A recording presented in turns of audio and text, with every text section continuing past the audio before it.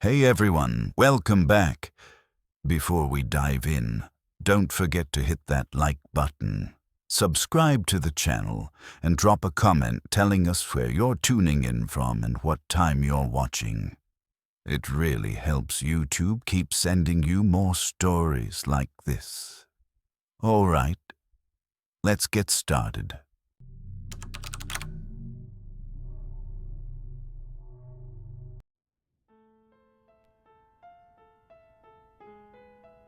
They say moving somewhere new gives you a chance to start over. I used to buy that line. In the summer of 2016, Nora and I loaded the last of what was left of our marriage into a rented U-Haul and crossed the state line into Briar Hollow, Vermont. The cul-de-sac we landed on looked like it belonged in a postcard. Quiet roads, clipped hedges, and neighbors who tipped their heads and waved as you passed. It felt, at first, like what we'd been starving for. Ordinary, manageable safety. Safety was something neither of us had felt for a long time. We were still raw from the miscarriage. It had been nearly a year, and the wound sat under everything. In Nora's thin-lipped silences during dinner, in the way she disappeared into double shifts at the clinic. In me, it was the late nights at the print shop and the persistent habit of avoiding the house until Owen was breathing evenly in his bed. Owen, 7, a tangle of brown hair and restless energy, was the thread that still tied us together. Even he could feel the distance. He knew the silences between us had a name. "You'll like it here," Nora kept saying the first night as we shoved boxes into closets. "It's a fresh start." Her voice tried on hope, but her eyes were tired with something else. I wanted to believe her. God, I wanted to. The morning after we arrived, the knock at the door came in the shape of a basket of muffins and a woman who could have been cut from an old sitcom. Floral apron, a bob haircut that was too precise to be casual, and a smile so perfect it almost looked painted on.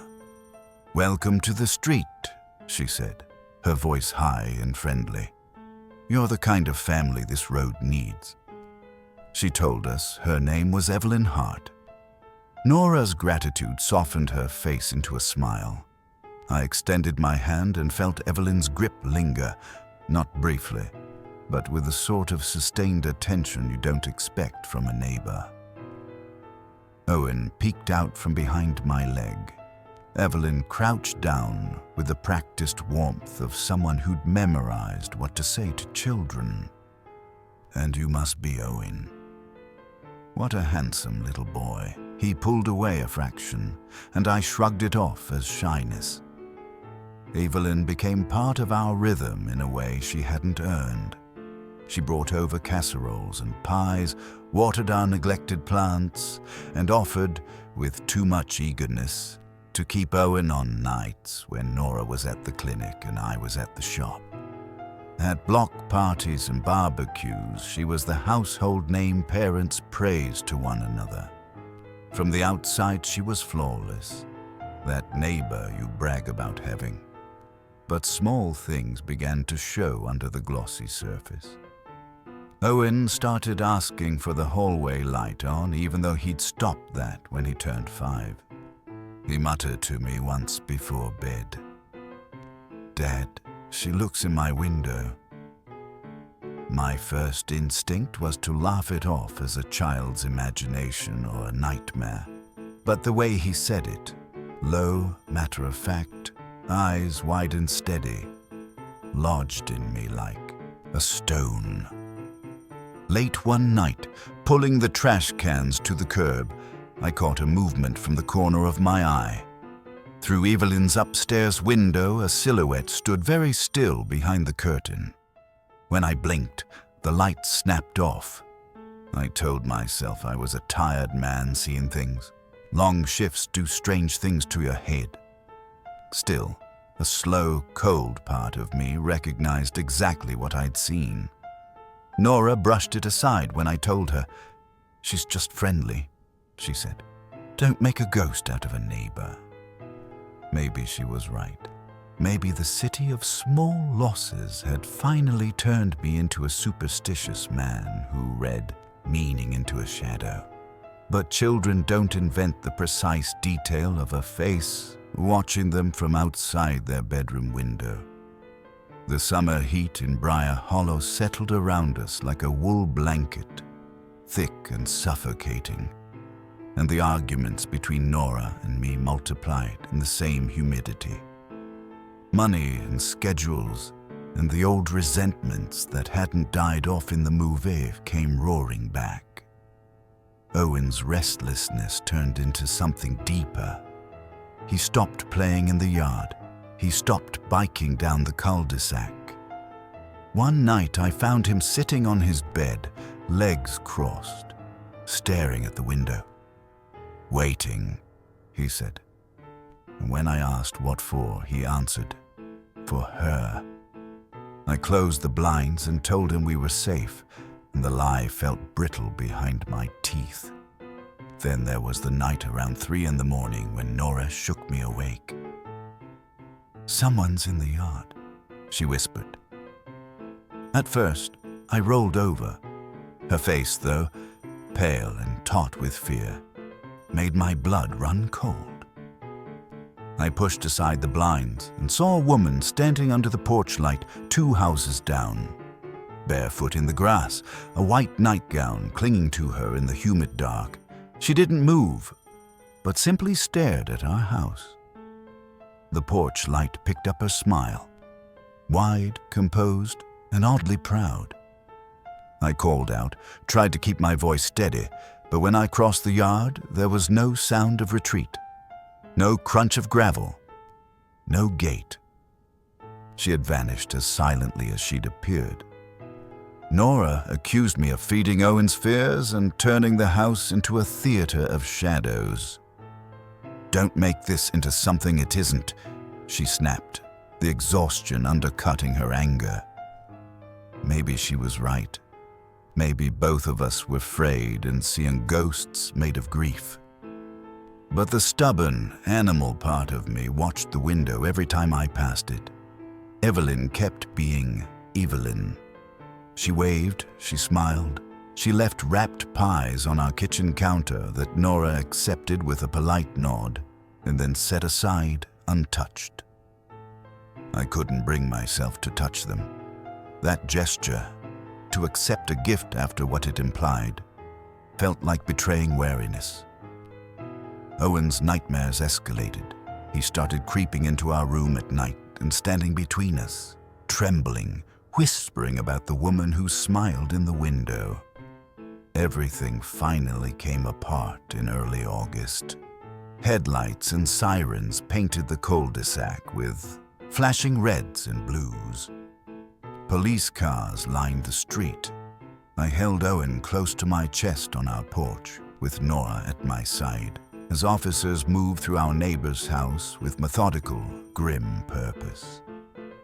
Evelyn emerged in handcuffs, that same composed smile pasted to her face, as if she'd been interrupted from an important appointment. I'll never forget the way she turned her head toward us, just enough so that her eyes found Owen. The smile didn't falter. The next day, the news made it plain what we'd suspected, only worse. Evelyn had been breaking into houses at night, taking photos of children while they slept. When officers searched her basement, they found stacks and stacks of pictures.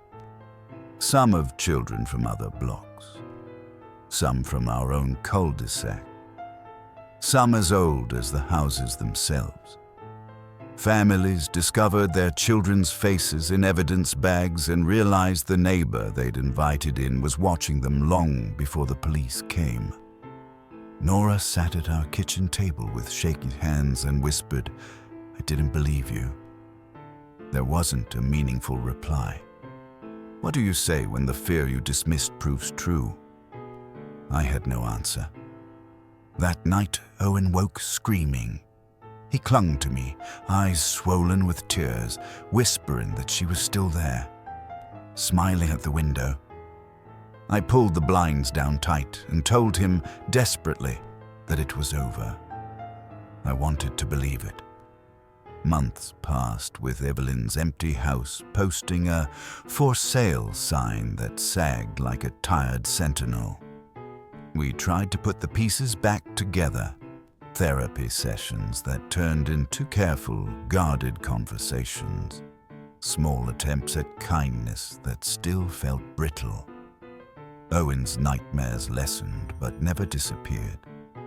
Sometimes he still wandered into our room at night, whispering that he'd seen her face in the dark. I told him those were dreams and said it enough times that I almost convinced myself. The basket of muffins still sat on the shelf for a long time, a piece of evidence and a talisman both, until one day I finally threw it away. The simple act of putting it in the trash felt like a tiny reclaiming. Yet even when I walk by the window now, years later, there's a reflexive flicker of anxiety. Sometimes, when the wind rattles the shutters just so, I swear I hear a soft, dry laugh in the night. Evil doesn't always wear the grotesque mask we expect. Sometimes it arrives in sensible shoes, with a pie box and a smile so practiced it becomes a kind of weapon. We want to trust the neighbors and the quiet streets because we hunger for safety. But that hunger doesn't make us infallible. Sometimes it makes us blind.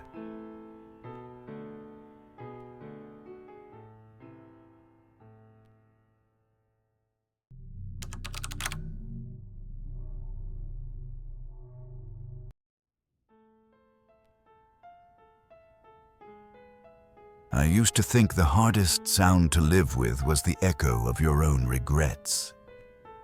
Back in the spring of 2012, when Maya and I moved into that duplex on Willow Creek Road in Portland, Oregon, that echo seemed to follow us into every corner of the place. The walls were so thin you could hear the neighbors breathe if you pressed your ear against them. Every argument we had about money, every sigh of frustration carried through the plaster like the house itself was recording our failures. I was 41 then, still gutted from losing my small construction business to bankruptcy. Maya was 37, worn down from the endless double shifts she worked at the nursing home. Our son Lucas was only 8. Too young to understand why the bills piled up faster than we could pay them. Too young to understand why we barely looked at each other anymore. But old enough to feel it. Children always feel it. The tension seeping through walls, the silences that say more than words. When I first walked into that duplex, it felt temporary, like a waiting room for a better future. The place smelled faintly of mildew, like damp paper left too long in the rain. The carpet was a stained gray-brown, worn down in tracks that told the story of tenants before us. The radiator hissed and rattled like it was trying to shake itself apart. But it was cheap, and cheap was what we needed. I told Maya, "It's just for now." She nodded without meeting my eyes. We'd both said that too many times already. The duplex was split down the middle, our lives pressed up against strangers on the other side of a single wall. Over there lived Daniel and his daughter Emily. Daniel looked about my age, maybe late 30s, with thinning hair and a kind of quiet politeness that discouraged small talk. He came and went at odd hours, always alone, always reserved. Emily was 9, a skinny little thing with long blonde hair and a pink bike she rode in endless loops up and down the cracked driveway. Her laughter had a way of bouncing between the buildings, bright and contagious. Maya adored her instantly. "At least one kid around here smiles," she'd say, tousling Lucas's hair. He'd roll his eyes, but I saw how much he liked Emily too. They'd race their bikes sometimes, wave to each other across the yard, share little conspiratorial grins. Then one day, Emily was gone. I asked Daniel about it one evening when we both took out the trash.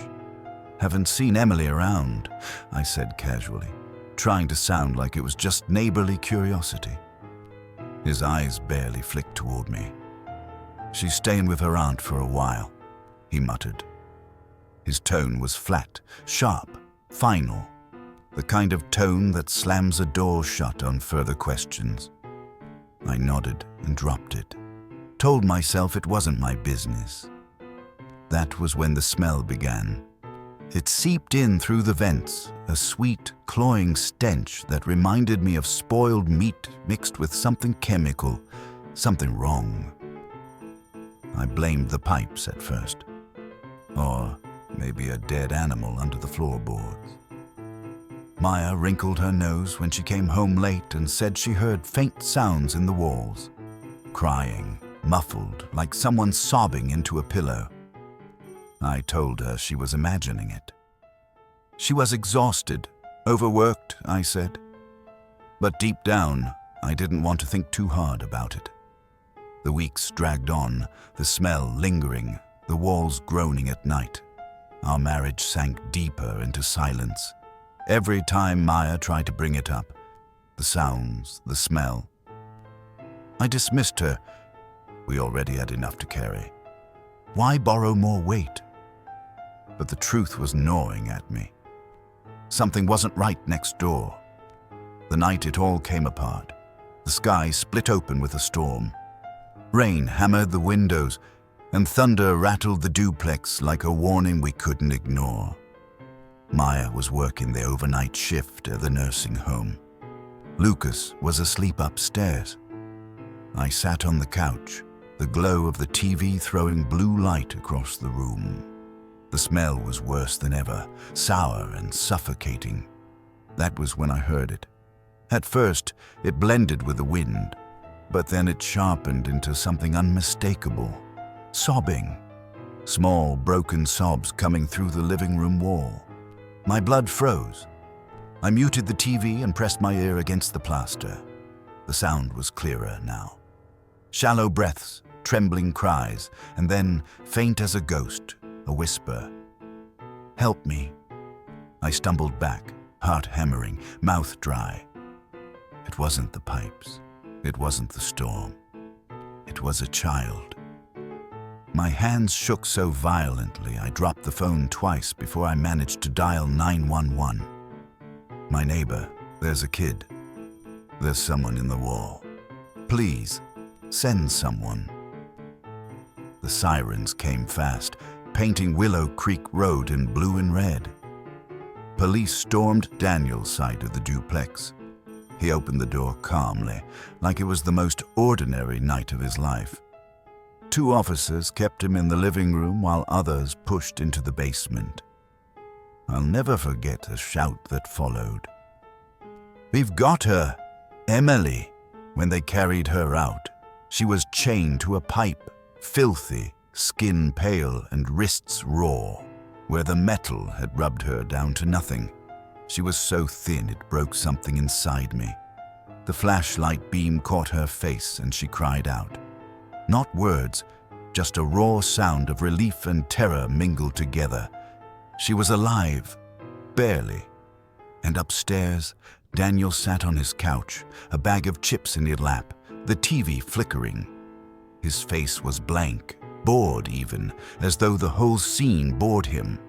He didn't fight when they cuffed him. He didn't say a single word. I stood in the driveway, rain soaking me through, watching them wrap Emily in a blanket and carry her to safety. She clung to the officer like she'd drown if she let go. Maybe she would have. That night, something inside me broke. I had lived feet away, convincing myself the smell was nothing, that Maya was overtired, that the noises were in our heads. All while a little girl was begging for her life through the wall. Maya had known something was wrong. She had tried to tell me. I dismissed her. The duplex never felt like ours again. Maya couldn't live there. Every creak of the floor, every groan of the pipes made her tense. One morning, her voice low and flat, she said, "I can't stay here." Not after this I tried to argue, but she wasn't asking. Within 2 months, we were gone. But the poison had already spread too deep. Maya couldn't forgive me for ignoring her instincts, for telling her she was imagining things while a child suffered just feet away. Our fights grew sharper, the silences longer, until eventually there was nothing left. A year later, she filed for divorce. Lucas went with her to live closer to her sister. I rented a 1-bedroom across town, visited him on weekends, tried to stitch together some kind of presence in his life. But the shadow of that duplex never left me. I still see Emily's face sometimes. Dirty, terrified, lit up in the flashlight beam like salvation had finally found her. I still hear her whisper through the wall, "Help me." It's been years, but the memory hasn't dulled. When I hear neighbors through thin walls now, a baby crying, footsteps too close, muffled voices, my stomach knots. I freeze. I remember what it felt like to know something was wrong and tell myself it wasn't my business. I've told this story only a handful of times, usually with a drink in my hand. People always say, "You couldn't have known." But I did know. I smelled it. I heard it. Maya told me. And I chose not to see. That duplex is probably rented out again. Someone else's furniture pressed against those thin walls. Someone else's life bleeding into the plaster. I wonder if they feel it too. That walls don't just hold up a house. They hold secrets. And sometimes the most dangerous thing isn't what's outside your door. It's what you choose not to see inside it. Because ignoring the signs doesn't make them disappear. The cost of silence is too high.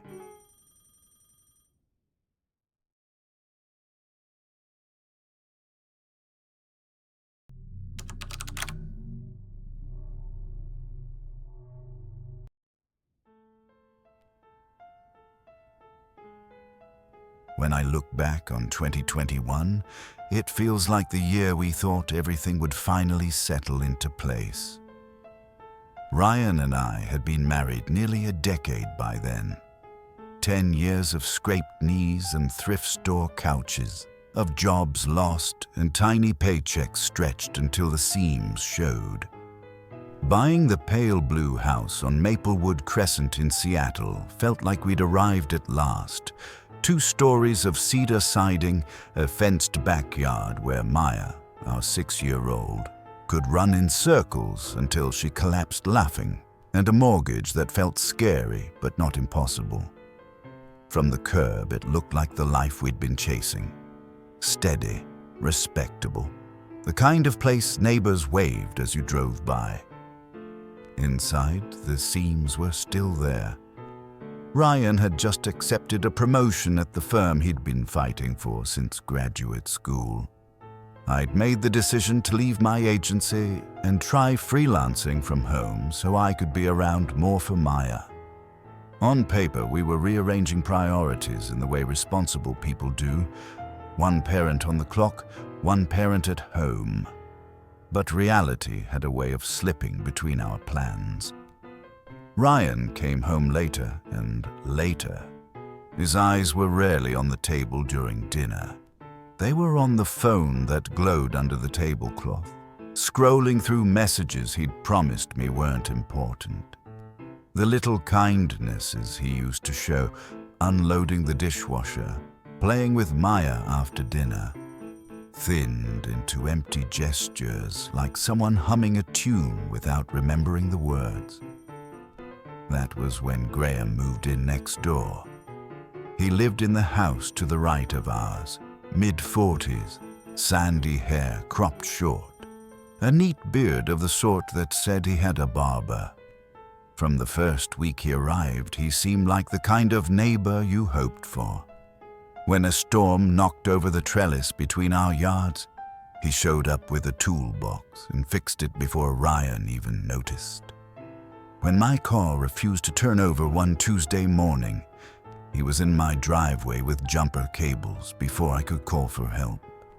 He was always smiling, always offering, "Need anything today?" in that easy, practiced way. At first, I took it as relief, a man who did things without being asked, a man who saw what we needed and filled the gaps. As the days blurred, though, the gaps he filled began to feel intimate. He noticed the small things Ryan didn't.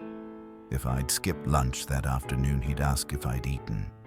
If my hair was a mess from chasing Maya, he'd tell me, almost pitying, that I deserved to be seen. He began to bring Maya little gifts, a small set of colored pencils, stickers, once a tiny wooden puzzle shaped like a castle. She adored him. He crouched down to her level, asked about her stuffed bunny's name, knew who liked which color. He had a way with kids that made other parents breathe a sigh of contentment. It should have stayed there. Neighborly warmth between two households. But small seams opened. One night, while tucking Maya in, she said casually, "Uncle Graham likes my dinosaur pajamas." I laughed reflexively, then realized she wasn't joking. She thought he was family. I asked when he'd seen them. She shrugged. "Last night," she said. My skin prickled. The room faced the street. He had no reason to know what she wore to bed. Then toys would be rearranged when I was out grocery shopping. The door would be locked when I left, and when I returned, the living room looked as if another set of hands had been through it. Cushions straightened, markers lined up. Once I came home from running an errand to find Jason. No, not Jason. Graham, leaning on the fence watching Maya chase a bubble with a stick of chalk in her hand.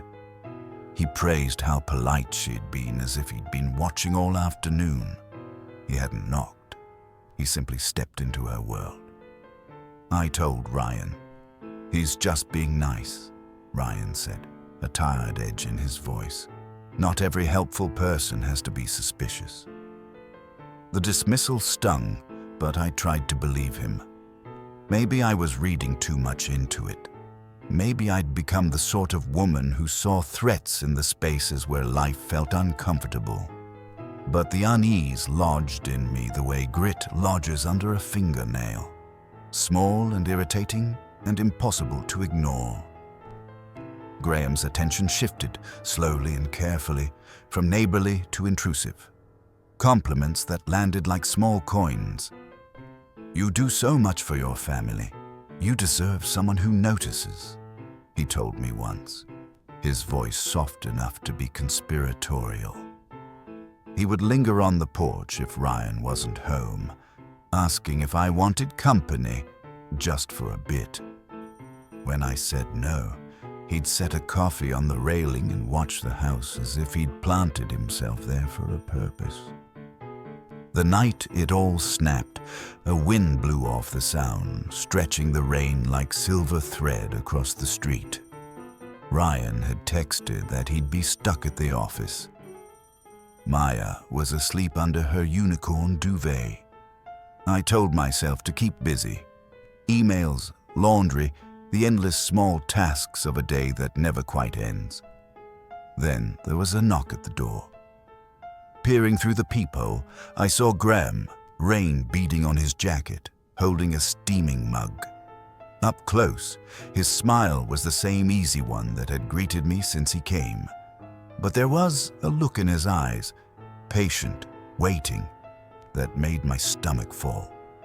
He said, You shouldn't be alone tonight. I made this for you." The mug steamed between his palms like an offering. I felt absurdly vulnerable in my own doorway. I told him I was fine and closed the door.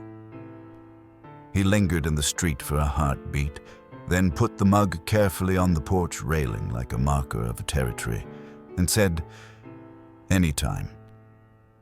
He stepped back into the dark and melted into the rain. After that, the house didn't feel like ours. I started drawing the blinds earlier, double-checking the locks. I stopped answering the door when his truck pulled into the driveway. He'd pop up at the mailbox when I collected bills as if coincidence had been scripted. He'd be trimming hedges when I left to run an errand, leaning against the fence when Maya played, always present, always watching. The breaking point arrived quietly. One afternoon, I found the curtains in Maya's room slightly parted.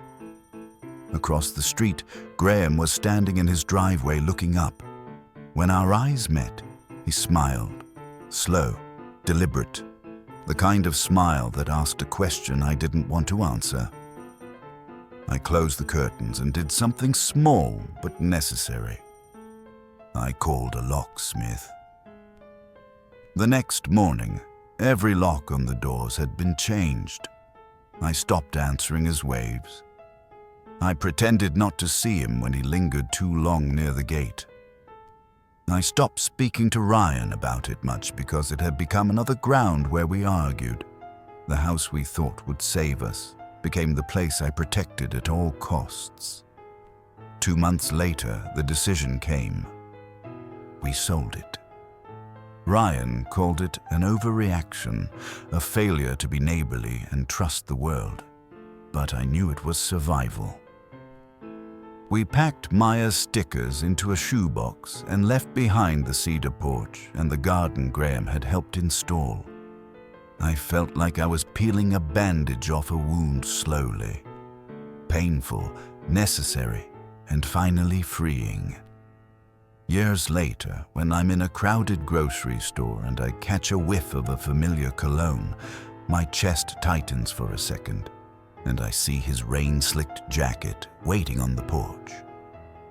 Sometimes, on quiet nights, Maya wakes and asks why we moved so much when she was very small.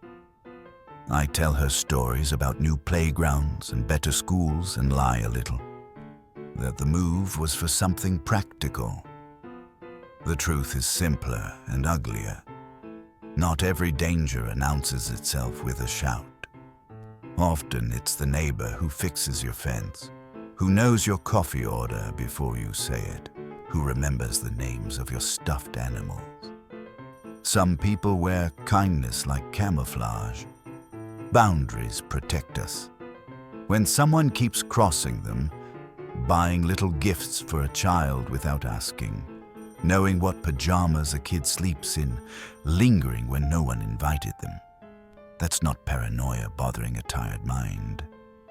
It's the body warning you there's something off. Trust that whisper. Set the locks. Move the blinds.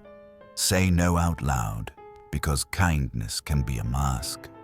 And sometimes the only way to keep your family safe is to listen to your gut and act before a small kindness becomes a dangerous insistence.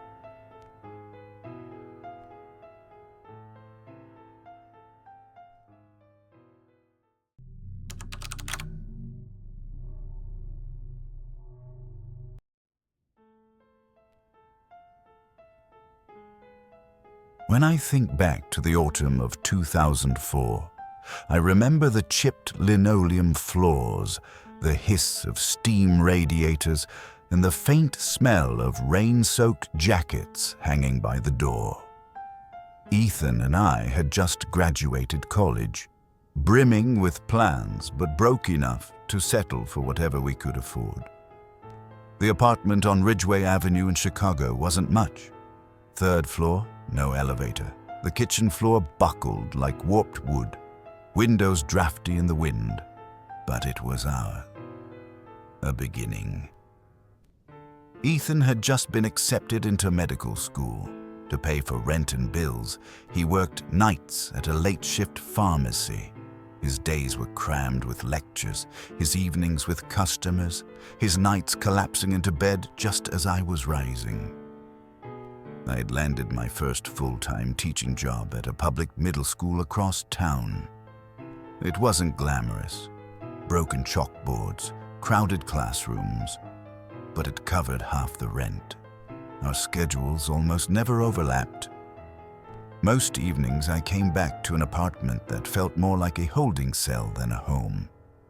It was during one of these lonely nights that I first heard it. The knocking. 3 soft taps at the door. Not urgent, not loud, almost gentle. I froze at the kitchen table, my pen hanging over a stack of spelling tests. The pipes groaned, the radiator hissed, the silence swelled. Slowly, I tiptoed to the peephole, heart hammering. Nothing. The hallway stretched empty under the dull yellow light bulb. I told myself it was a prank. Maybe kids, maybe drunks stumbling back late. But the next night, it came again. Same time, 2:15 a.m. 3 precise knocks. When I checked, the hallway was bare. Soon it became routine. Midnight would pass, my body tense, waiting, and like clockwork, the sound would come. 3 deliberate taps. I began to dread evenings, lying stiff in bed, sheets pulled tight to my chin, whispering, "Please not tonight." What terrified me most wasn't just the sound. It was what happened after. Because every time, when I peered through the peephole across the street, the light in one particular apartment window would flick off immediately, as if someone had been watching me watch. That apartment belonged to Mr. Caldwell. He was in his early 50s, maybe. Lived alone in the brick building across from ours. I'd seen him a handful of times in the lobby. Tall, stooped shoulders, always in the same charcoal gray overcoat no matter the weather. His voice was polite, but his smile stretched too long, and his eyes darted oddly whenever he asked about Ethan's schedule. "Friendly guy," Ethan had said once, brushing me off. Probably just lonely. But the knocks continued. Always at 2:15 a.m., always 3 taps, always followed by Caldwell's light going dark. When I finally told Ethan, he sighed, shut his medical textbook, and rubbed his eyes. "You're exhausted." Pipes knock, floors creak. "Don't let it spook you." "It's not the pipes," I whispered. "It's someone at the door." He was too tired to argue, then ignore it. If it's kids, they'll stop eventually. But ignoring it only made it worse. The knocks became slower, more deliberate, almost taunting. Sometimes I swore I heard faint breathing on the other side of the door afterward. By November, I was unraveling, snapping at students, chugging coffee, jumping at shadows. Our apartment no longer felt like a home. It felt like bait. One Friday night, desperate to prove I wasn't losing my mind, I dug out the old Sony camcorder my parents had given me for graduation. It was heavy and outdated, but it worked. I set it on a chair facing the front door before bed. That night, the knocking came. Right on time. My blood went cold. I stayed frozen in bed, too afraid to move, telling myself the camera would catch what I couldn't. At dawn, my hands trembled as I rewound the tape. The hallway appeared on screen, silent, empty. Then, movement. Caldwell. He emerged from the shadows, pressing his ear against our door. He lingered, listening. Then, with deliberate slowness, he lifted his hand and tapped. 3 gentle knocks. My stomach clenched. Before leaving, he leaned into the peephole, his face filling the lens, and smiled. Not casually, not absently, directly, as if he knew I'd be watching. The remote clattered from my hand. When Ethan came home that afternoon, I shoved the tape into her hands. His face drained of color. For once, he had no excuses. "We're calling the police," he said, his voice low and firm. 2 officers showed up, coats still damp from the drizzle outside. They smelled faintly of coffee and damp wool. I played the tape. Both leaned closer, their expressions stiffening. "That's enough for a warrant," one muttered. "We'll need to check with the building manager." I didn't understand what he meant until later. Caldwell hadn't just been knocking. He had stolen master keys from the maintenance office. He had been slipping into apartments at night, not to steal, not to vandalize, to stand in people's bedrooms while they slept. Watching. When the officers told me, my legs buckled. He could have been in here. The officer's jaw tightened. He probably was. The thought hollowed me out. Neighbors whispered after Caldwell's arrest. Stories spilled like cracks in plaster. A couple said their dishes were sometimes mysteriously rearranged. Another swore she woke to find her blanket pulled tighter around her. Everyone had dismissed it, blamed themselves, or shrugged it off. Nobody wanted to believe, but the evidence piled too high. For me, the apartment was poisoned. The locks felt flimsy. The walls seemed tainted. Within weeks, we broke the lease, swallowing a penalty we couldn't afford. By early spring, we had packed our lives into boxes and fled Ridgeway Avenue. But leaving didn't free me. Even in safer neighborhoods, even years later, I woke at 2:15 a.m. Sharp heart thudding, ears straining for those 3 knocks. I developed rituals, checking locks 3 times, wedging chairs under doorknobs, leaving hall lights on until dawn. Ethan called it paranoia. I called it survival. Caldwell was behind bars, but the fear he left in me wasn't. For Ethan, it was over the moment the handcuffs clicked. For me, it never ended. Even now, decades later, with classrooms of my own students nearly grown, I sometimes stand at the front door in the dead of night, staring at the peephole. I never see anyone. But in my mind, the tape still runs. Caldwell leaning in close, smiling into the lens as if he always knew I'd be watching. The lesson etched into me is simple. The danger that unsettles us most isn't always the break-in, the smashed window, the shouted threat. It's the quiet trespass, the subtle violation of safety and trust. Evil often wears politeness as a mask. And when your instincts whisper something's wrong, don't dismiss it. Don't explain it away. Listen, because fear isn't weakness. Sometimes it's warning.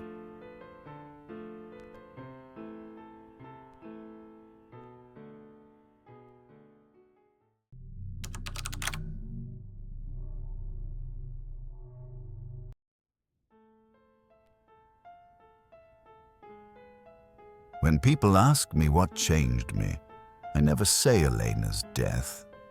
Not directly. I say it was what followed. The silence it left, the way it hollowed me out until even ordinary days felt like they were waiting to collapse. Elena had been my college sweetheart, the kind of woman who carried warmth into every room she entered. We married young, built a modest life together in Portland, Oregon, and welcomed our daughter, Maya, in 2011. For a time, life felt simple, steady, even joyful. But in the fall of 2015, everything shifted. Elena collapsed in our kitchen one afternoon. A brain aneurysm, the doctors said. One moment she was teasing me about overcooking spaghetti, and the next she was gone. No warning, no chance to say goodbye. Maya was only 4. She kept asking questions that cut me in half. Where did Mommy go? Why didn't she wake up? I had no answers. Grief didn't just wound me, it rewired me. From that day on, I became consumed with one goal: keeping Maya safe. Every door was locked twice. I called the school daily. I hovered at birthday parties, never more than a few feet away. She grew older, but I stayed stuck in that fear. By the time she was 10, Maya had learned to slam doors and shout, "Dad, you're suffocating me." And maybe she was right, but I couldn't forget how quickly everything could vanish. We lived on Birchwood Lane, a quiet cul-de-sac with neat hedges and families who waved at each other on weekends. To outsiders, it looked safe. To me, it was just a stage set, and danger always waits behind the curtain. Our neighbors, the Hathaways, were in their late 60s, retired, childless, friendly to a fault. Mrs. Hathaway baked lemon bars and gave them to Maya after school. Mr. Hathaway spent afternoons in his garage, tinkering with broken radios and old clocks. At first, I thought their kindness was a blessing. But then little details unsettled me. Maya would come home saying, "Mrs. Hathaway asked if I liked the pasta salad in my lunch today." But how would she know? Or she'd tell me, "Mr. Hathaway said I shouldn't stay up so late reading." I never mentioned Maya's bedtime to them, neither had she. I told myself I was imagining things, just grief twisting shadows. But then, one spring afternoon in 2020, I came home early from work to find Maya on their porch, eating cookies while Mrs. Hathaway stroked her hair. My chest clenched. "Maya!" I barked. She jumped, crumbs scattering. "They're nice, Dad," she said, embarrassed. The Hathaways just smiled, waving casually as if nothing was wrong. But when Mr. Hathaway's eyes flicked from me to Maya and back again, I felt something curdle in my stomach. That night, I sat in our dark kitchen, blinds closed, imagining their eyes behind every shadow. I told myself I was paranoid. But then, when Maya hugged me goodnight and whispered, "They make me feel normal, Dad," the war inside me deepened. I wanted her to feel normal, but I also wanted her alive. By the summer of 2021, the arguments with Maya grew sharper. She was 10 now, bold and defiant. She begged to walk down the block on her own, to stay over at her best friend's house, to have just a little freedom. "You don't trust me," she said one night, arms crossed. "It's not about trust," I answered, my voice low. "It's about keeping you safe." "Safe from what? Do you think everyone's out to hurt me?" Her words cut deep because I didn't have an answer I could give. Finally, in July, I gave in. Just a little. I needed groceries from Safeway, and Maya begged to stay home. My gut twisted, but I said yes. "Lock the doors. Don't answer the phone unless it's me. Don't open the door for anyone. Dad, I'm not stupid," she sighed, rolling her eyes. I kissed her forehead and left, heart hammering. I was halfway down the cereal aisle when my phone buzzed. Maya's voice shrieked through static, "Dad!" followed by a crash of shattering glass. I ran. I don't even remember the drive back. I only remember praying out loud, "Please God, not her too." When I pulled into the driveway, the living room window was shattered. Maya was inside on the floor, arms bloodied from broken glass, sobbing. Across the yard, Mr. Hathaway stood with a handgun dangling from his hand. "It went off while I was cleaning it," he muttered. His wife stood silently behind him, her expression flat, unreadable. I scooped Maya into my arms, my own tears blinding me. The police arrived, calm as if this were routine. They wrote "accident" in their notebooks, while my daughter trembled in a blanket. No charges were filed. just a report. That night, as Maya slept curled against me on the couch, I sat awake with fury boiling inside me. The Hathaways had broken something in me. My fear hadn't been paranoia. It had been warning, but no one else seemed to see it. Therapy came after that.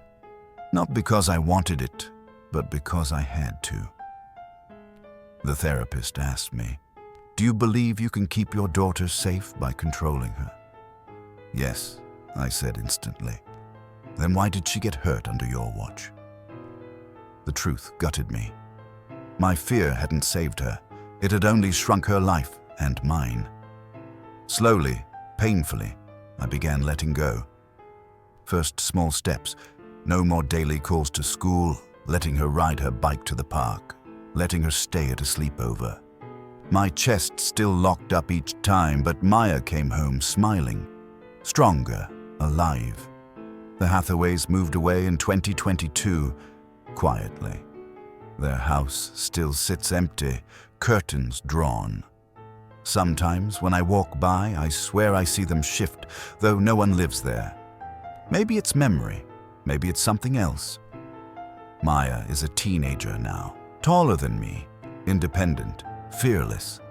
She rolls her eyes when I remind her to text, but she laughs too. And when she laughs, I hear Elena in her.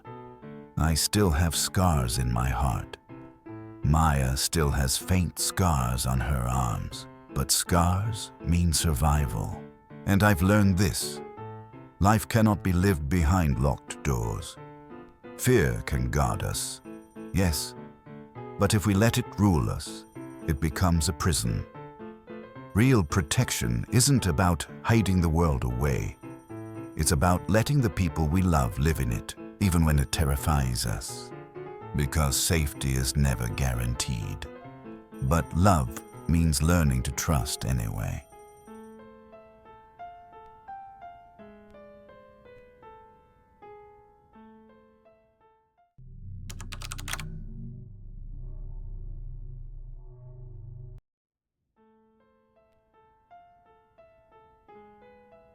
When I think back to the autumn of 2011, the first memory that comes is the heavy, humid air of New Orleans, clinging to my skin as Daniel and I dragged our second-hand furniture up the narrow stairwell of our new place. We were both 32, married just under a year, still pretending in public that everything between us was shiny and perfect. But behind closed doors, the cracks were already spreading. Money was the sharp edge of every argument. Daniel had lost his sales job at a software company 3 months earlier. He kept insisting it was temporary, but his voice wavered when he said it. My job as a dental assistant barely covered rent and utilities, and every overdue notice on the fridge was another match waiting to ignite our fights. He hated feeling useless. I hated feeling like I was drowning alone. Our new apartment was a tired little 2-bedroom on Delacroix Avenue, a peeling yellow building with sagging balconies and stair rails that creaked with every step. The walls were thin enough that I could hear the neighbor's TV muffled through the plaster, and the hallway smelled faintly of bleach and cigarettes, no matter the hour. The ceiling bore long brown water stains, veins of past storms that nobody had ever fixed. Still, it was what we could afford. So we told ourselves it was temporary. Our neighbors in Unit 2C, the Carvers, seemed unremarkable at first. Mr. Carver was tall, gaunt, with a stiff gait like one leg dragged behind him. His wife, Elaine, I rarely saw. Maybe a fleeting wave through half-closed blinds. Mostly it was him, always lugging trash bags at strange hours, eyes averted, his shoulders hunched as though he carried more than garbage. One night, while Daniel and I were unpacking, he smirked and said, "Bet he's hiding a coffin in there." "Probably vampires," I laughed too loudly, desperate to pretend everything was normal, but it wasn't. By late October, the sounds began. Heavy dragging noises against the wall we shared, like furniture being scraped slowly across the floor. Then came muffled thuds. Sometimes I swore I heard soft crying, though Daniel shrugged it off. Old pipes. "This building's a mess," he muttered, flipping channels on the TV. But I noticed the way his face paled. Then came the smell. At first faint, sweet, almost floral, like lilies left too long in stagnant water. But week by week it grew stronger, sour, metallic, coating the back of my throat no matter how hard I scrubbed the counters or how many candles I lit. At night it drifted through the vents, wrapping around me in bed, clinging to my hair and clothes. I showered twice a day, rubbed my skin raw, but the scent followed me like a shadow. One evening, during another fight about bills, I snapped. "I can't breathe in this place anymore," I shouted. "Maybe it's not the place," Daniel shot back. "Maybe it's you." The silence that followed cut deeper than the words. By November, the Carver's blinds never moved. Elaine was nowhere to be seen. Only her husband shuffled down the stairs at 2 a.m. with those same trash bags. Once, I thought I saw a dark smear on his sleeve. He nodded at me in the hallway with a faint smile, and my stomach turned. "You're imagining things," Daniel said when I told him. "You're just unhappy." But I knew. Something was festering in that apartment. I even called the landlord once, my voice shaking. "There's something dead in 2C, I whispered. He sighed, dismissive. "Probably a rat in the walls. I'll check." But weeks passed and nothing changed. It was December 12th when the landlord finally came to check. Daniel and I stood in the hallway as he knocked. No answer. He knocked again, harder. Then, muttering, he slid his key into the lock. The smell hit first, a choking wave of decay that made my eyes sting. I gagged, stumbling back as flies buzzed out into the hallway. Inside, the apartment was dark, blinds sealed, trash bags stacked against the walls, and there, on the couch, lay the truth. Elaine Carver's body. She had been there for months, skin sunken, bones sharp against the cushions, her form collapsing into itself, while her husband went about life as though nothing had changed. Eating meals, carrying out garbage, nodding politely at neighbors. The police came, radios crackling, their boots pounding the hallway. Mr. Carver was led out in handcuffs, face blank, eyes hollow. He didn't fight, didn't cry, just shuffled past, dragging that bad leg, and for one awful second, his eyes met mine. He gave me the same small nod he always had, and my stomach dropped. We moved out within a month, but I wasn't free. The smell followed me, burned into memory. I'd wake at night gasping, convinced it was seeping through invisible vents. Daniel grew colder, more distant. One night he said, "I can't live like this. You don't sleep, you won't eat, you watch everyone like they're monsters." "They could be," I whispered.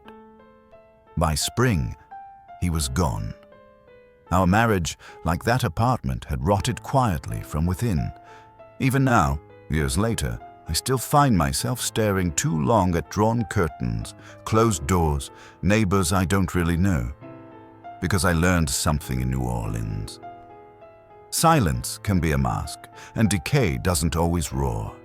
It seeps, and sometimes, when the air is heavy and still, I swear I smell it again. That sickly, sweet perfume of death, reminding me that evil doesn't always come from strangers. Sometimes it lives just a few feet away, nodding politely in the hallway.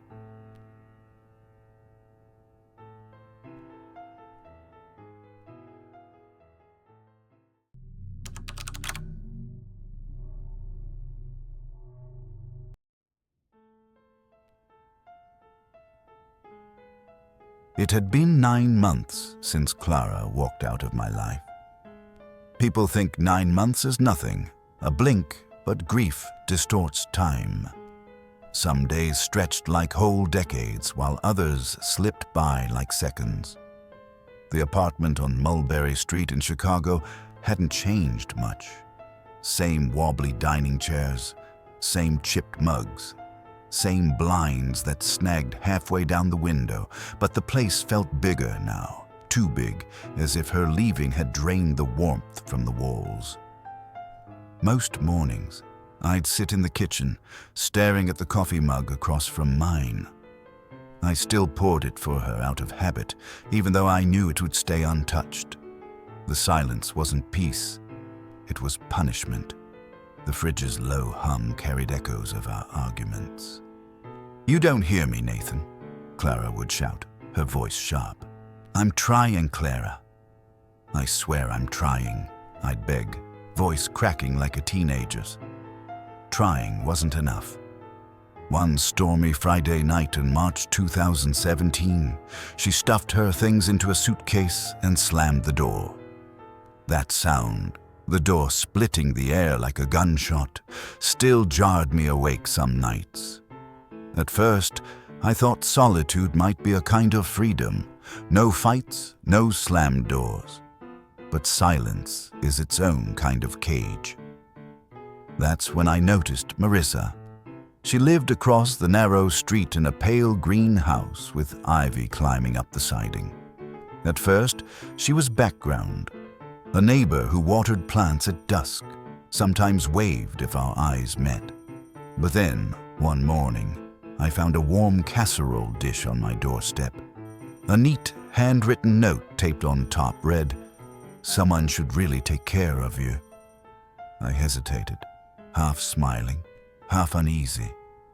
Still, after months of greasy takeout and stale cereal, I brought it inside. The food tasted like memory, like someone had remembered me when I thought no one would. After that, Marissa waved more. She lingered on her porch, chatting about the weather, her dog Oliver, how the mail always ended up mixed between our boxes. She was soft-spoken, gentle-eyed. For the first time in months, I caught myself smiling. I told myself she was just kind, just neighborly. But at night, when loneliness pressed in close, I whispered, "Finally, someone sees me." It didn't stay comforting.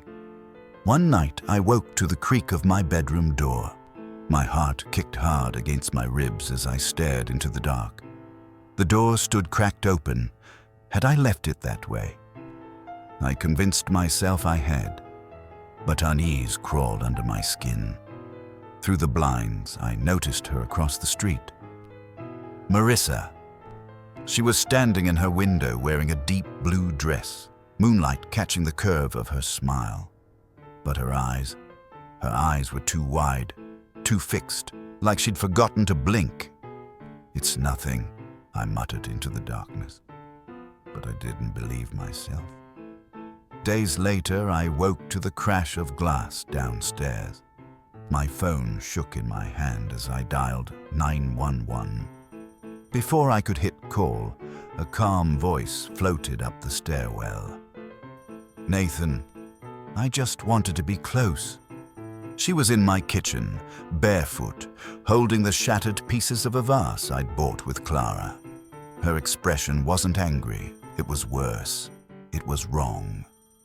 "Marissa, you can't just come in here." My voice cracked. "I know," she whispered. "I just couldn't help it." I thought about the police. I even told the landlord.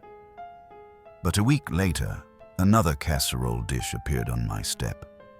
Fresh, warm, wrapped in foil like nothing had happened. Fear and curiosity twisted together until I couldn't stop thinking about her. I asked the mailman, the corner store clerk, even the mechanic who worked out of his driveway. No one spoke loudly, but everyone had something to say. Her husband, Thomas Green, dead for years. Some said cancer, Others said they'd seen him pounding us the windows of that ivy house, screaming before vanishing. That detail stuck to me like glue. Pounding on windows. One evening, I stood outside with a cigarette I didn't want. Marissa's voice carried across the street. "You okay, Nathan?" She was in the blue dress again, holding a casserole. Her smile was perfect, but her hand trembled. "I'm fine," I lied. My voice didn't sound like mine. That night I dreamed of Clara and Marissa together. Clara's eyes were sad, Marissa's smile too wide, both of them staring at me, judging. I woke drenched in sweat. The whispers started after that. Soft, slithering words that seemed to crawl across the walls when the neighborhood was quiet. Shadows stretched where they shouldn't. One night, I saw Marissa's silhouette in her window. Behind her stood another figure, half hidden in the curtain's fold. A man. I blinked. He was gone. I should have left, packed my bags and run, but fear is a chain and loneliness is a padlock. I caught myself waiting by the window, waiting for her shape, her dress, proof that I wasn't insane. And when her shadow finally appeared, smiling back across the street, I nearly lifted my hand to wave. It's been months. Clara's absence still cuts deep, but Marissa fills the silence in her own twisted way. I don't see friends anymore. Family stopped calling. I live in this half-life, neither alone nor truly accompanied. Every time I shut the blinds, I feel her gaze pressing against them. Every time I turn off the lights, I hear the soft scrape of glass, the hush of my name.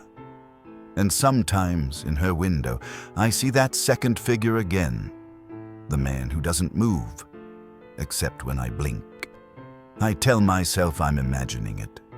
That grief has warped me. But sometimes I wonder if Clara left only to make space for Marissa and for whatever else is in that house across the street. Late at night, I whisper into the dark. Am I really alone? Or am I just waiting for something to claim me? No answer. Just silence. But beneath the silence, I swear I hear footsteps in the hall.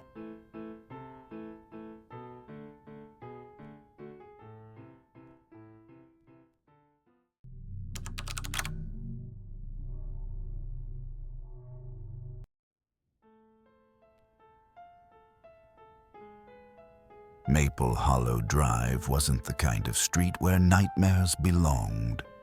At least, that's what I'd believed for most of my life. It was the picture of calm, maples arching over the road like guardians, freshly painted porches, neighbors who smiled and waved every morning, and kids playing tag until the streetlights blinked on. It was the kind of place where fathers mowed their lawns religiously, mothers organized bake sales, and everyone seemed to know everyone. To me, it wasn't just a neighborhood. It was home. A bubble of safety I thought could never be pierced. I was 15 in November of 2021. A lanky kid with shaggy hair that always fell into my eyes and a nervous habit of chewing the skin around my thumbs. My parents, Melissa and Robert, were strict in the ordinary ways. Chores, curfews, long talks about responsibility, but they trusted me enough to give me space when it mattered. That Saturday, November 13th, they had a reunion dinner in the city with old friends, leaving me in charge of the house and our two German shepherds, Duke and Shadow. Before they left, my mom fussed like she always did. "Don't forget to lock up, Aaron," she reminded me, slipping into her coat. "I know, Mom. I'm not a little kid anymore," I said, trying to sound casual. Dad called from the door, "Take the dogs out before bed." "They'll drive you crazy if you don't." I nodded, though my stomach fluttered. Truthfully, I'd been excited for this night. the whole house to myself. No parents checking in, just me, the dogs, and a marathon of horror movies. By 8, I was sprawled on the couch, popcorn in one hand, soda in the other, Duke curled by my feet, Shadow pressed at my side. The glow of the TV lit the room and everything felt perfect. Until Duke's head snapped up, ears pricked, body tense. A low growl vibrated in his chest. "Duke? What is it?" I asked, muting the movie. Shadow barked sharply, claws scraping against the floor as he bolted toward the back door. My pulse spiked. I followed, gripping the door frame. That's when I saw her. A woman crouched near the back patio window, thin, hair stringy and unkempt. Her eyes gleamed in the porch light. Even through the glass, I swore I could smell the faint stench of cigarettes. Her voice floated in, soft and childlike. "Can I pet them?" My stomach lurched. "No, get away!" I shouted, slamming the door shut and twisting the lock until it clicked. The dogs went feral, teeth bared, barking so furiously I thought the glass would shatter. The woman didn't argue. She only tilted her head slightly as if curious before slipping back into the shadows of the yard. My skin prickled. Maple Hollow Drive wasn't supposed to be like this. I tried to tell myself she was lost. Drunk, maybe. But Duke and Shadow wouldn't settle. They kept pacing, hackles raised, every muscle coiled tight. By 9:15, the doorbell rang. The dogs exploded into barking again, louder this time. My heart pounded as I crept toward the front door, baseball bat clutched tight in my hands. I peeked through the peephole. Nothing. The porch was empty. The street was still. Then I heard it. Clicking. Slow, deliberate clicking at the kitchen window like someone testing the lock. My blood froze. "Mom, Dad, please come home," I whispered, clutching the bat so tight my knuckles burned. The clicking stopped. The silence pressed heavy. The dogs prowled restlessly, growling low, never taking their eyes off the darkened yard. I thought of calling the police, but what would I even say? A stranger was outside, but gone now. No proof. Nothing broken.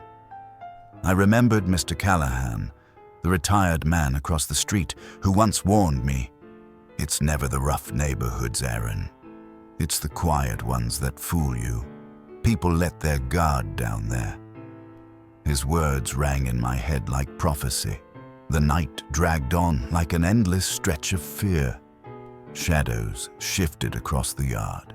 I swore I saw her figure appear and vanish, sometimes closer, sometimes farther, always lingering.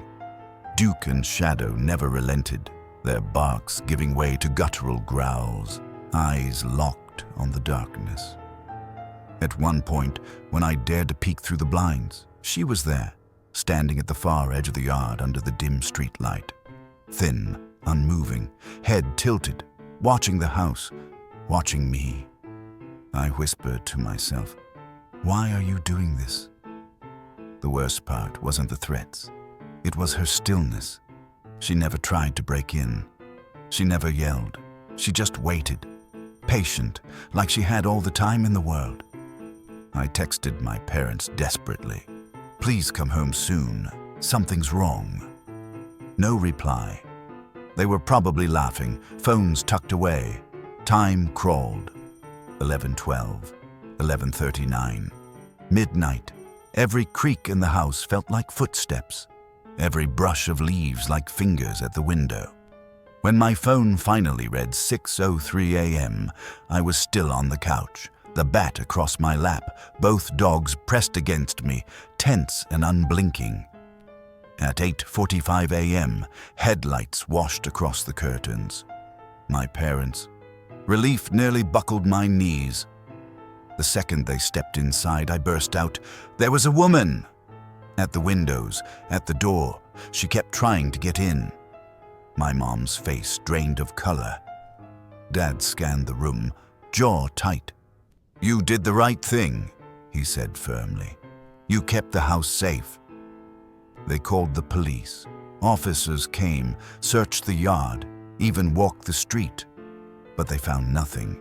No footprints, no damage. Just the illusion of peace that Maple Hollow was famous for. But I knew what I saw, and Duke and Shadow knew too. Even after the police left, they refused to relax. They stood by the back door, teeth bared, eyes locked on the empty yard, like she was still out there. For weeks after, I couldn't sleep without double-checking every lock and window. The dogs barked at the faintest noise. Maple Hollow Drive didn't feel safe anymore. And sometimes, late at night, I swear I catch a glimpse of her again. That thin silhouette at the fence. Watching. Waiting. Because safety isn't guaranteed, not even in the prettiest, quietest places. We lie to ourselves, thinking danger belongs elsewhere, to someone else. But that lie makes us careless. Real safety isn't about where you live or how many locks you use. It's about staying alert, trusting your gut, and never ignoring the signs, no matter how much others might doubt you.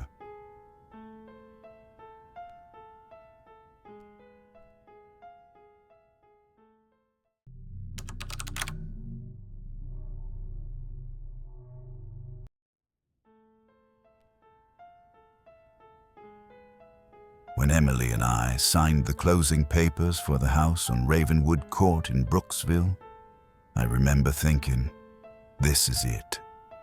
This is where our kids will grow up. This is where we'll grow old together. After years of renting cramped duplexes and apartments with peeling paint and thin walls, we finally had a place that was ours. 4 bedrooms, a wide backyard with a swing set already installed, even a small in-ground pool. It wasn't the biggest house on the block, but to us, it was a dream come true. Emily floated through the kitchen that first afternoon, unpacking boxes like it was Christmas morning. "I swear this place feels like it was made for us," she said, brushing her hair back with a smile that lit up the room. I laughed, setting another box on the counter. "Just don't let the kids dive into the pool without life jackets." That first week felt magical. Our daughter, Sophie, 9, and our son, Ethan, 6, spent hours chasing each other barefoot across the lawn. Emily fussed over the flower beds, humming while she dug her hands into the soil. I mowed the yard for the first time, feeling like I'd finally stepped into the role of the kind of dad I always wanted to be. Neighbors waved when they passed. Kids biked down the sidewalks. For once, I didn't feel like a renter drifting from place to place. This was our home. Every night that week, Emily and I sat on the back porch sipping iced tea while Sophie and Ethan splashed in the pool, the air filled with laughter. I remember thinking, maybe this really is forever, but forever shattered faster than I ever imagined. It was September 17th, 2020, just past 11 p.m. The kids were tucked in upstairs, the house wrapped in silence. Emily curled against me in bed, drifting toward sleep. That's when I heard it, the faint crunch of gravel in the driveway. At first, I brushed it off. Maybe a stray animal, maybe the breeze. But when I glanced out the window, my chest tightened. There were men, 4 of them, tall, dressed in black, masks covering their faces. Flashlights cut through the night as they crept toward the house. I shot upright, shaking Emily. "Wake up!" "Emily, wake up!" Her eyes fluttered open, dazed. "What's wrong?" "They're here. Someone's outside." Before she could respond, the front door rattled violently, then burst open with a crack that shook the walls. The kids stirred upstairs, their confused voices drifting down. My heart thundered. The men didn't sneak. They stormed. Crowbars in hand, they moved like they'd done this before. One of them shoved me hard against the wall, pressing cold steel against my chest. "Where is it?" he barked, voice muffled behind the mask. "Where's what?" "We don't have anything," I stammered, panic flooding my throat.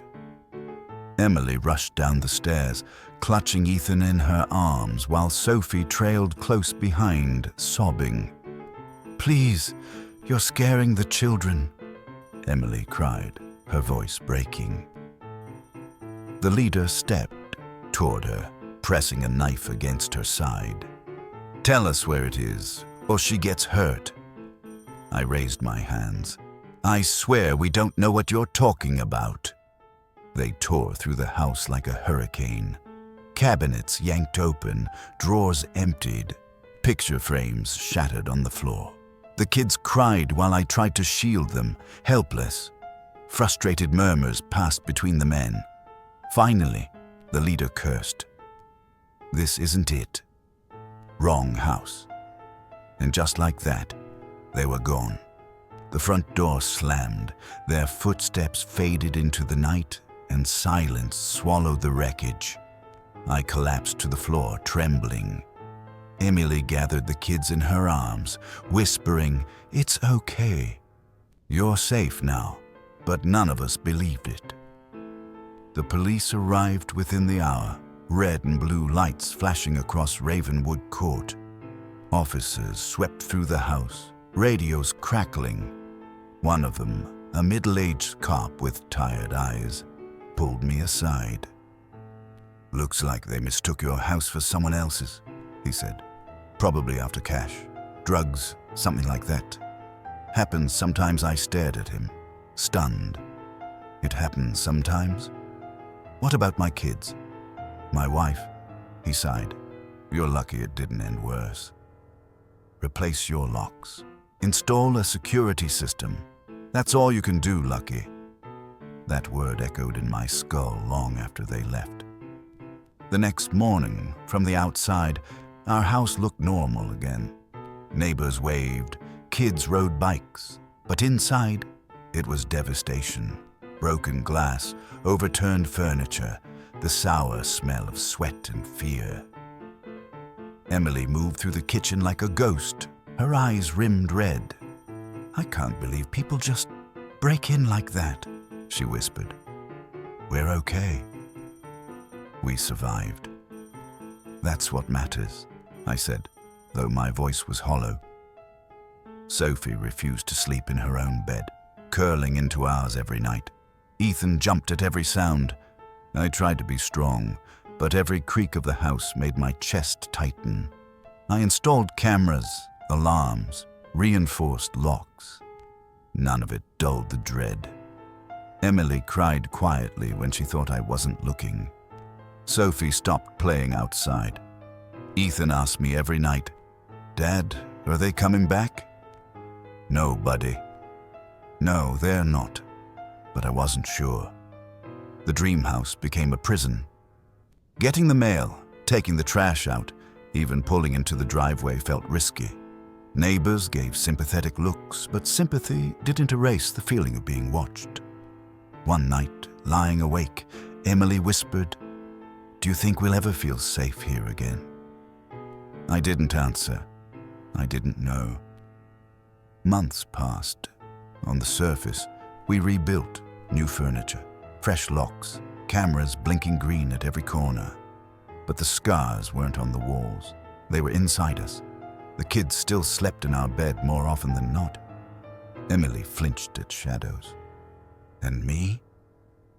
I stared out the windows at night, scanning the cul-de-sac, convincing myself it was just wind, just headlights. But sometimes I swore I saw them. Shadows at the fence, shapes that didn't belong. Maybe imagination, maybe not. One night, Sophie asked softly, "Dad, do you think they'll come back?" I swallowed hard. forcing a smile. "No, sweetheart. But we'll be ready if they do." The truth? I didn't know. Maybe that's the worst part. Not the break-in itself, but the uncertainty it left behind. The knowledge that safety can vanish in seconds. We build our lives believing that home equals safety. But safety isn't guaranteed. Not by locks, not by alarms, not by the quietest of neighborhoods. What matters most is resilience, the strength to protect, to comfort, to keep moving forward even when fear has slipped inside your walls. Because in the end, safety isn't about where you live. It's about who you face the darkness with.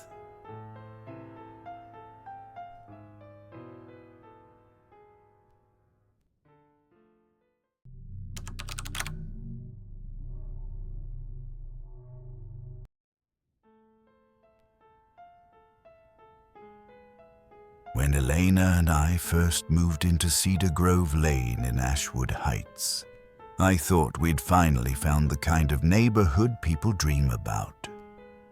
The lawns were perfectly edged, kids zipped around on scooters in the afternoons, and every house looked like it had been lifted straight from a glossy real estate brochure.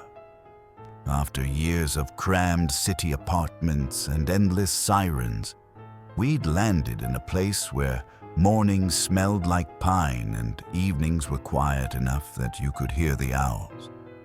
It was 2016. We were in our early 30s, newly married, trying to steady ourselves after a rocky few years together.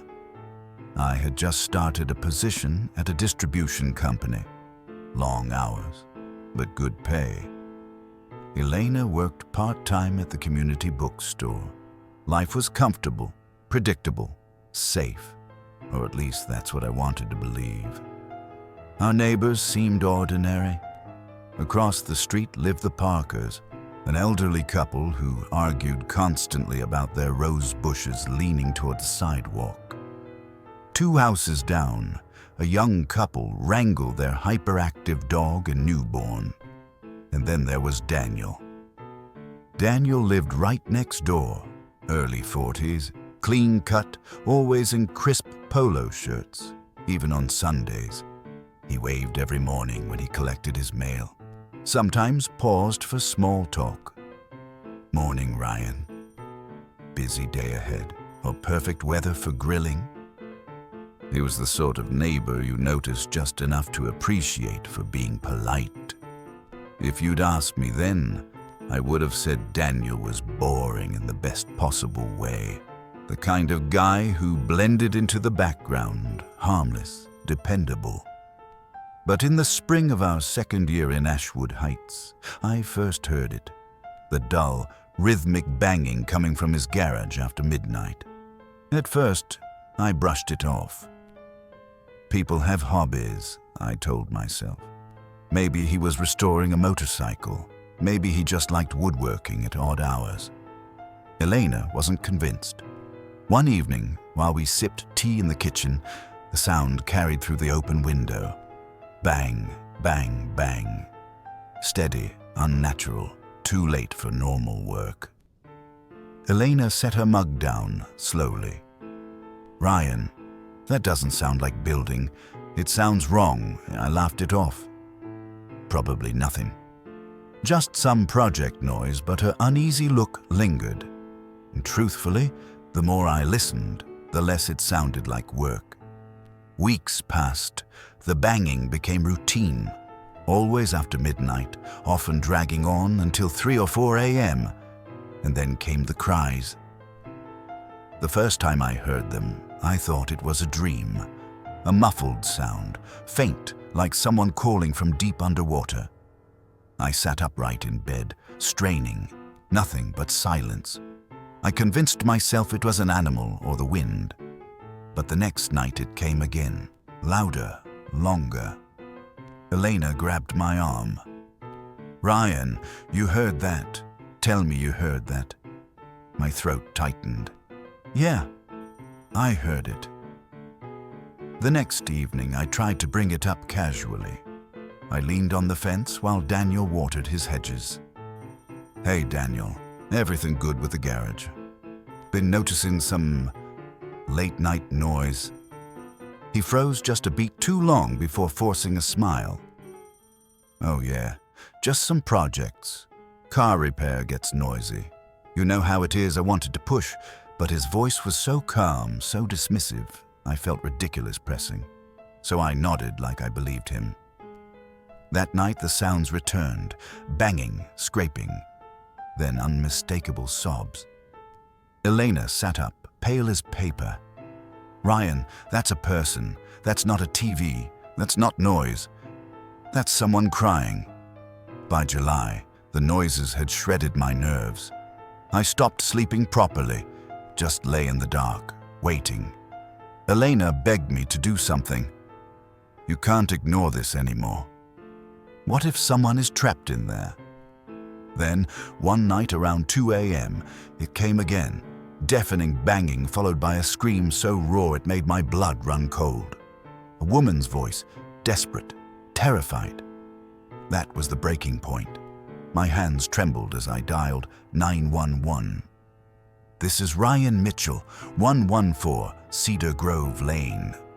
My neighbor's garage. I think someone's trapped inside.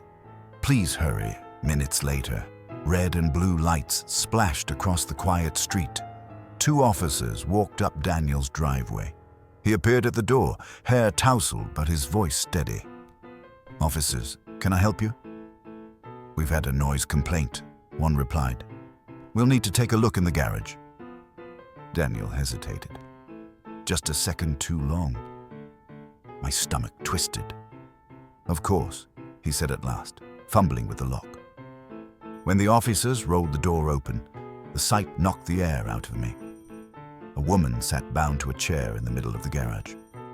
Rope dug deep into her wrists. A gag muffled her cries. Her eyes, wild, desperate, lit up with relief as the officers rushed in. Elena clutched my arm so tight her nails dug in. "Ryan, that's her. That's the woman from the news." I recognized her immediately. Her photo had been on missing posters plastered all over town for months. The officers cut her free, wrapping her in a blanket. She sobbed uncontrollably. I didn't know if anyone would ever hear me. I thought I was going to die in here. Daniel stood by, no polite smile now, just a hollow, empty stare. They cuffed him quietly. His voice was flat, distant. "It's not what it looks like." But of course, it was exactly what it looked like. The woman clung to one officer, whispering, "Thank you," over and over. I just stood frozen, staring at the man I'd waved to for years. In the days after, Cedar Grove Lane was never the same. Reporters swarmed the block. Neighbors whispered in hushed tones. The Parkers shook their heads, muttering, "He always seemed so polite." Elena couldn't even walk near the fence anymore. Every time she glanced at that garage, her hands trembled. "We lived right next to him," she whispered. "Right next to that." I replayed every interaction in my head. The waves, the casual jokes, the friendly small talk. They all felt poisonous now. At night I lay awake listening to the silence. But silence wasn't comforting anymore. It was heavy, like the breath before a scream. And when another neighbor's garage door rattled in the wind, I bolted upright, heart hammering. "How many more?" I whispered to myself. "How many more are hiding behind smiles like his?" Cedar Grove Lane still looks picture perfect from the outside, but for me, it will never be safe again. Evil doesn't always come with shadows or warnings. Sometimes it wears a pressed shirt, waves good morning, and trims its hedges like everyone else. We tell ourselves that monsters live far away, but more often, they're closer than we dare to believe. Which is why I've learned one thing: Trust your unease, listen to your instincts, and speak up when something feels wrong. Because silence isn't harmless. Silence is what allows darkness to thrive. Right next door.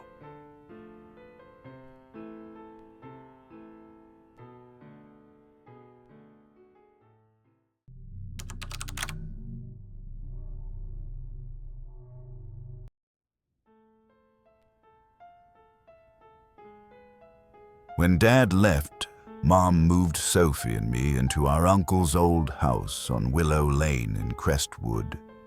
It was the kind of place most people drove past without giving it a second glance.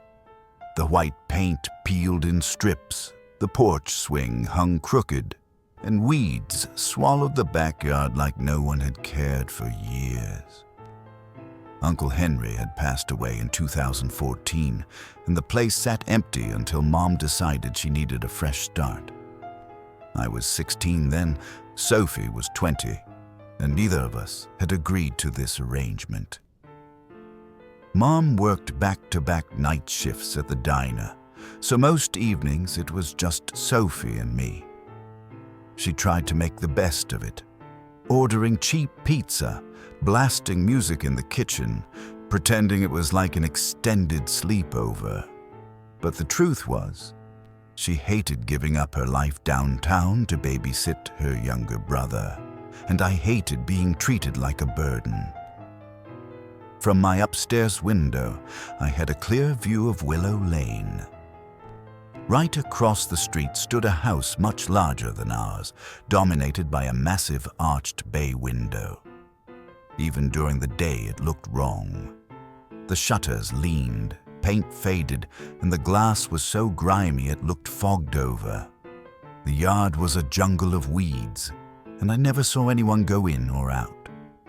At first, I ignored it. Just another abandoned house. But after a week, I started noticing something strange.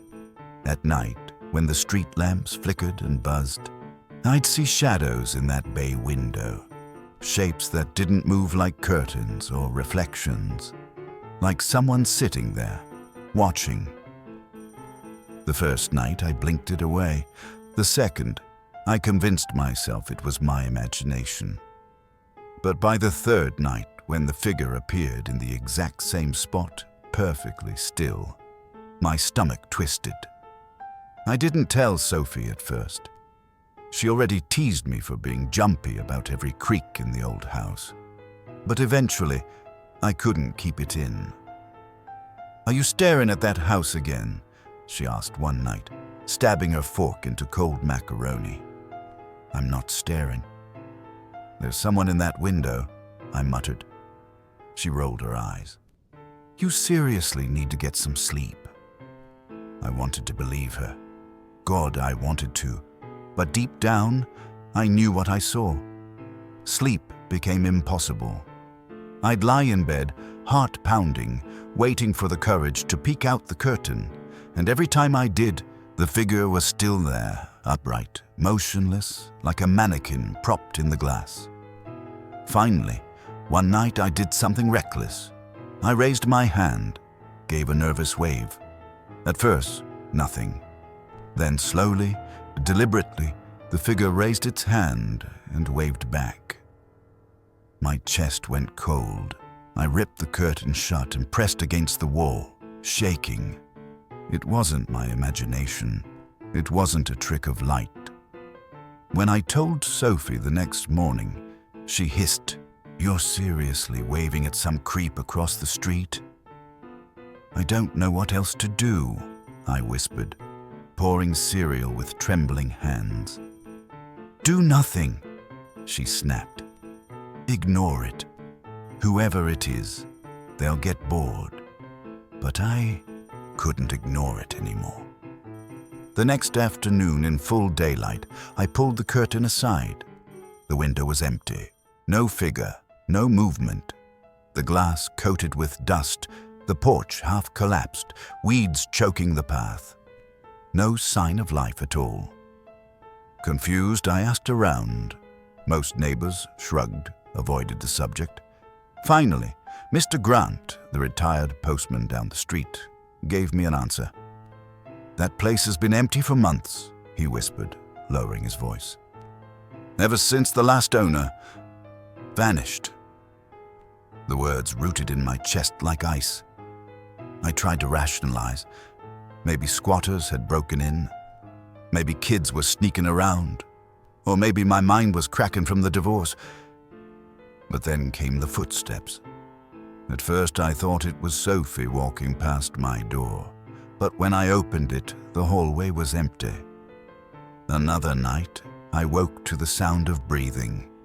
Close. Right outside my window. When I yanked the curtain back, nothing but the glow of the street lamp and that cursed bay window staring back. Then Sophie finally admitted it. One night she came into my room, pale. "Okay, I heard it too. Footsteps. In my room." "You believe me now?" I whispered. Her lips trembled. "I don't want to. But yeah." From then on, we avoided sleeping upstairs. A month later, a summer storm hit Crestwood hard. Rain hammered the siding, thunder rattled the windows, and the wind howled through every crack. I tried to sleep, but something tugged at me, pulling me toward the glass. Lightning lit the street, and there he was, sitting in the bay window across the road, perfectly still. But this time, something was wrong. The lightning illuminated the inside of the house. Bare, empty, no furniture, no curtains, just 4 blank walls and the figure, darker than the shadows, staring back. I stumbled away, pulse racing. Sophie burst into my room. "You saw it?" she gasped. "Yes," I whispered. "He's still there." Then the power went out. Darkness swallowed everything. From outside came the sound of shutters slamming, wood groaning like the house itself was breathing. And beneath the thunder, faint but deliberate, we heard it. 3 slow knocks on our front door. We froze, didn't move, didn't even breathe. We sat huddled together in the dark until dawn crept back through the blinds. The next morning, I checked the cameras I'd set up. My hands shook as I fast-forwarded through the night. At 2:46 a.m., exactly when we heard the knocks, the footage froze my blood. The house across the street, empty, silent. But our front porch? A figure stood at the door, tall, thin, unmoving, just standing there. I deleted the footage, not to forget, but because I didn't want proof. Proof meant it was real. Proof meant he could come back. That night, I dragged my bed away from the window. Sophie refused to sleep upstairs ever again. The house across the street still sits there, rotting, abandoned. But sometimes, when the wind rattles its shutters, I swear I feel him waiting, watching. And the most terrifying part, I don't think he was ever human. Fear hides in plain sight, in shadows, in windows, in silence. We laugh it off, convince ourselves it's nothing. But sometimes the thing we ignore is the very thing that's coming for us. Because danger doesn't always break down the door. Sometimes it just waits, quietly, until you finally notice.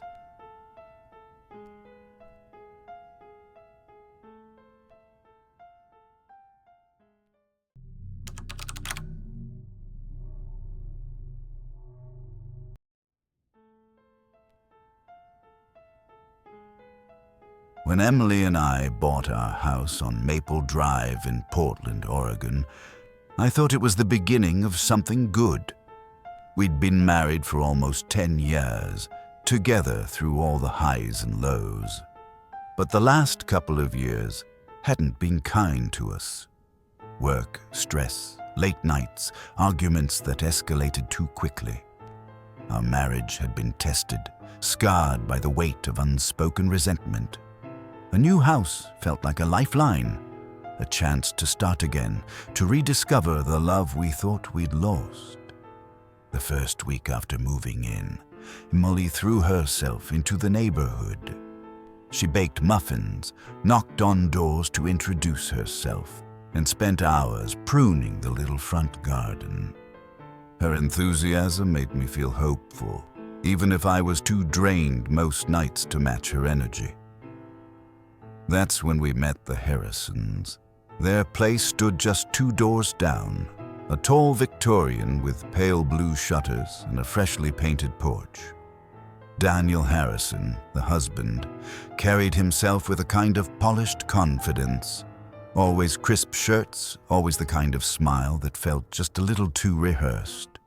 His wife, Claire, was quieter, constantly shuttling their children, Sophie, age 9, and Caleb, 7, from soccer practice to piano lessons.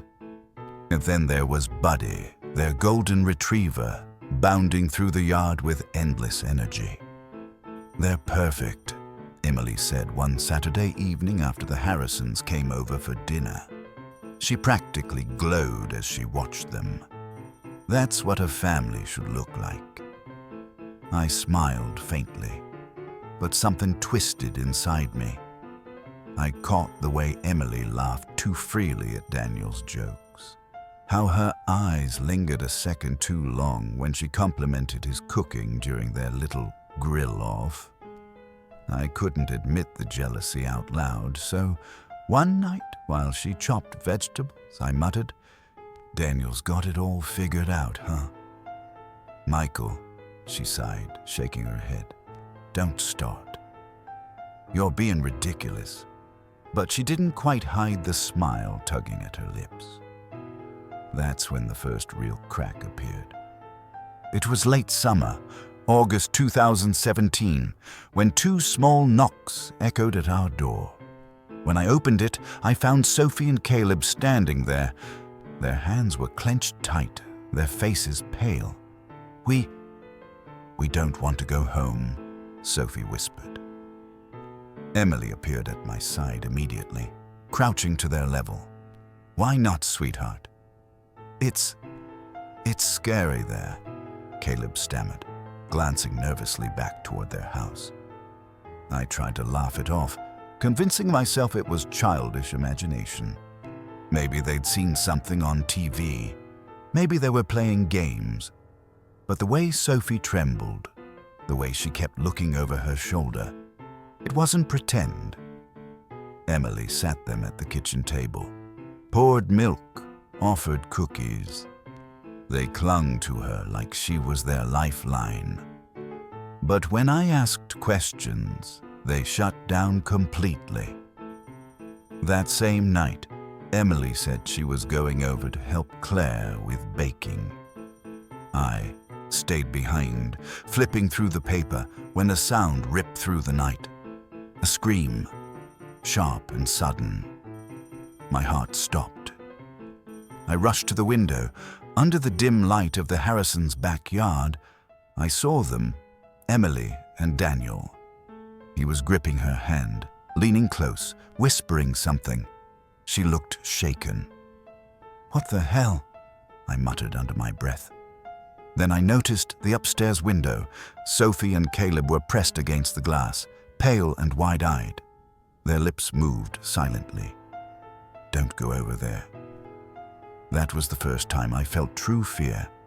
By daylight, the Harrisons seemed flawless. Daniel trimming the hedges, Claire waving politely, Buddy racing across the lawn, but the cracks spread quickly. The children froze whenever Daniel's name was mentioned. Emily came home from helping Claire with swollen eyes, as if she'd been crying. At night, faint sobs drifted across the yard, muffled but unmistakable.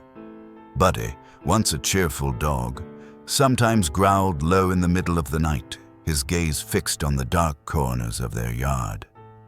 I confronted Emily one evening. "What's really happening over there?" She hesitated, tears pooling in her eyes. "Michael, I thought I was helping them. I didn't know. I didn't know it was dangerous." dangerous. The word froze in the air between us. The next day I marched up to Daniel while he was pruning roses. My fists itched to hit him. "Your kids came to my house," I snapped. "They said they were afraid to go home." Daniel's smile didn't waver. "Kids say all sorts of things. Imagination runs wild," but his eyes betrayed him. Cold, calculating, as if daring me to push further. I didn't. Not then. Weeks passed. Sophie and Caleb became shadows of themselves. No more laughter, no more games. Just silence. Claire moved like a ghost, a bruise blooming once on her arm. She flinched when Daniel touched her shoulder. One night, as we lay in bed, Emily whispered, "We can't just ignore this." "And what do you want me to do?" I asked bitterly. "Call the police." "On what evidence? A bruise? Kids looking scared?" Her silence stung worse than an argument. Then came the Thursday night that changed everything. Buddy barked violently, scratching at the fence until his paws bled. When I looked outside, I saw two small figures darting across the yard. Sophie, clutching Caleb's hand, sprinting toward our porch. Emily and I rushed to open the door. The kids collapsed inside, sobbing. "Please, we can't go back. Don't make us go back." Before I could answer, her shadow emerged at the fence. Daniel, his silhouette cut sharp against the streetlight, his voice calm, too calm. "Evening, Michael," he called smoothly. "Looks like my kids wandered off. I'll take them home now."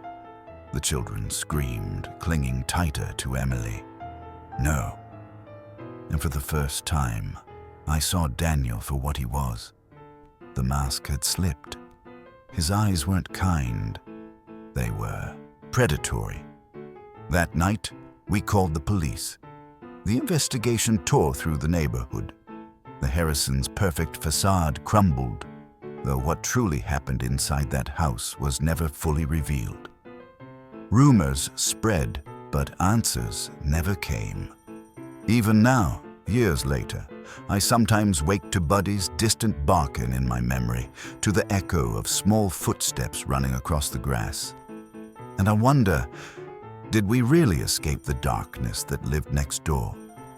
Evil doesn't always roar. Sometimes it smiles politely, hiding behind charm, behind laughter, behind the mask of a perfect family. We tell ourselves it's not our business. We look away. But silence is what feeds the shadows.